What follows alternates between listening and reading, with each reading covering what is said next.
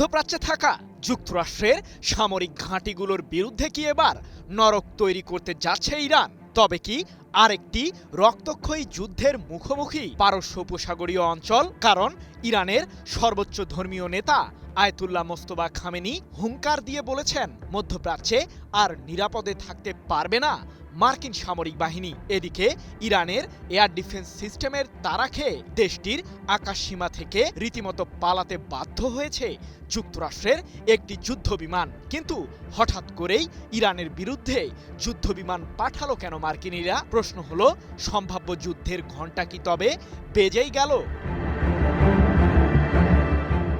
ইরানের বিরুদ্ধে নতুন করে হামলা চালাতে প্রতিনিয়তই যেন ষড়যন্ত্রমূলক ছক এঁকেই চলেছে যুক্তরাষ্ট্র ইসরায়েল। যদিও সাম্প্রতিক যুদ্ধেই মধ্যপ্রাচ্যে থাকা মার্কিনীদের বেশিরভাগ সামরিক ঘাঁটিকে গুঁড়িয়ে দিয়েছে তেহরান, যার কারণে পারস্য উপসাগরীয় অঞ্চলে ব্যাপক অস্তিত্ব সংকটে পড়েছে যুক্তরাষ্ট্রের সামরিক বলয়। কিন্তু এতেও যেন শান্ত হচ্ছে না মধ্যপ্রাচ্য পরিস্থিতি।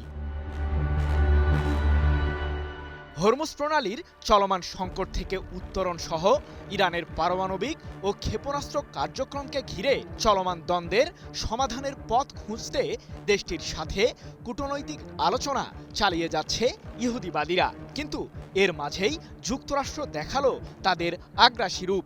ইরানের দক্ষিণাঞ্চলের বন্দর আব্বাসে থাকা দেশটির যুদ্ধজাহাজ ও মিসাইল ঘাঁটিগুলোকে লক্ষ্য করে হামলা চালানোর দাবি করেছে মার্কিন কেন্দ্রীয় কমান্ড। এ প্রসঙ্গে বাহিনীটির মুখপাত্র ক্যাপ্টেন টিম হকিন্স বলেছেন, আত্মরক্ষার জন্যই এমন হামলা চালিয়েছি আমরা। মূলত ইরানের সামরিক বাহিনী আমাদের সৈন্যদের বিরুদ্ধে হুমকি তৈরি করছিল, তাই আমাদের এমন পদক্ষেপ। এখন তাহলে ইরানের পাল্টা প্রতিক্রিয়া ঠিক কেমন হতে যাচ্ছে? ইহুদিবাদীদের যে কোনোভাবেই বিশ্বাস করা যায় না, সে বার্তা বহুবার দিয়েছে ইরানের সরকারের সর্বোচ্চ মহল, যার বাস্তব রূপ আবারও দেখালো যুক্তরাষ্ট্র। যদিও এবারের যাত্রায় আর রক্ষা পাবে না মার্কিনিরা, এমন হুমকি দিয়েছেন ইরানের সর্বোচ্চ ধর্মীয় নেতা আয়াতুল্লাহ মোস্তফা খামেনি। যুক্তরাষ্ট্রের নতুন হামলার কঠোর জবাব দেওয়া হবে এমনটি জানিয়ে ইরানের শীর্ষ এই নেতা বলেছেন, পারস্য উপসাগরীয় অঞ্চলের দেশগুলো আর মার্কিনীদের জন্য ঢাল হিসেবে কাজ করবে না। এই অঞ্চলে আর নিরাপদ থাকবে না যুক্তরাষ্ট্রের সামরিক ঘাঁটিগুলো। ২৬ মে এক প্রতিবেদনে বিষয়টি নিশ্চিত করেছে কাতার ভিত্তিক সংবাদ মাধ্যম আল জাজিরা। তবে কেবলমাত্র হুমকির মধ্যেই সীমাবদ্ধ থাকেনি ইরান। দেশটির আকাশসীমা ভেদ করে হামলা চালানোর ষড়যন্ত্র করেছিল যুক্তরাষ্ট্রের F-35 মডেলের একটি যুদ্ধবিমান, RQ-4 মডেলের একটি নজরদারি ড্রোন ও MQ-9 মডেলের আরেকটি আত্মঘাতী ড্রোন। কিন্তু শেষ রক্ষা হয়নি মার্কিন সামরিক বাহিনীর যুদ্ধাস্ত্রগুলোর। ইরানের এয়ার ডিফেন্স সিস্টেমের তাড়া খেয়ে রীতিমতো পালাতে বাধ্য হয়েছে যুক্তরাষ্ট্রের যুদ্ধবিমান ও RQ-4 মডেলের ড্রোনটি। সেগুলোর মধ্যে অবশ্য MQ-9 ড্রোনটিকে ভূপাতিত করার দাবি করেছে ইরানের সর্বোচ্চ প্রতিরক্ষা বাহিনী IRGC।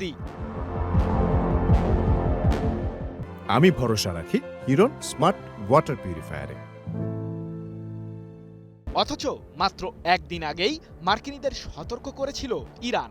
এ প্রসঙ্গে ইরানের খাতামাল আম্বিয়া কেন্দ্রীয় সদর দপ্তরের commander major general Ali Abdullahi বলেছেন, শত্রুরা বারবার দাবি করেছে যে তারা আমাদের নৌ, বিমান এবং ক্ষেপণাস্ত্র ভাণ্ডার ধ্বংস করেছে।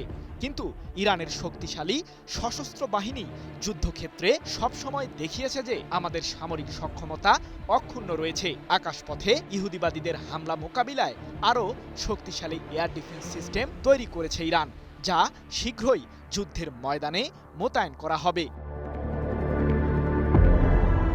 ধারণা করা হচ্ছে সেই এয়ার ডিফেন্স সিস্টেম দিয়েই যুক্তরাষ্ট্রের নতুন হামলা প্রতিহত করতে সফল হয়েছে তেহরান।